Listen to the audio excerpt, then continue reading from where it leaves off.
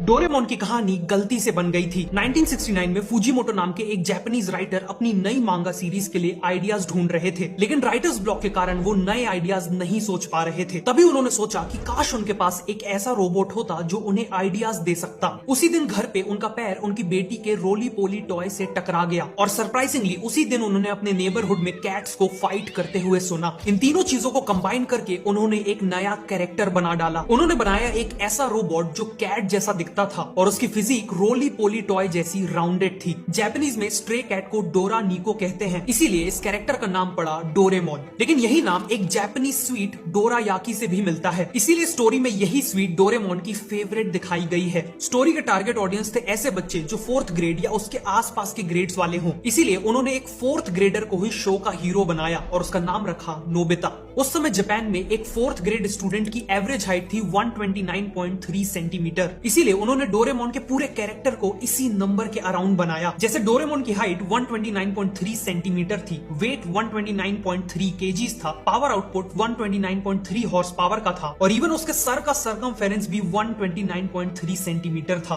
Finally Doraemon के gadgets बनाने के लिए फूजीमोटो ने कॉमन लोगों की प्रॉब्लम्स और सिचुएशंस को ऑब्जर्व किया और फिर ऐसे फ्यूचरिस्टिक गैजेट्स इमेजिन किए जो इन्हीं प्रॉब्लम्स को सॉल्व कर सकते हैं, और ऐसे ही तैयार हुई कहानी डोरेमोन की।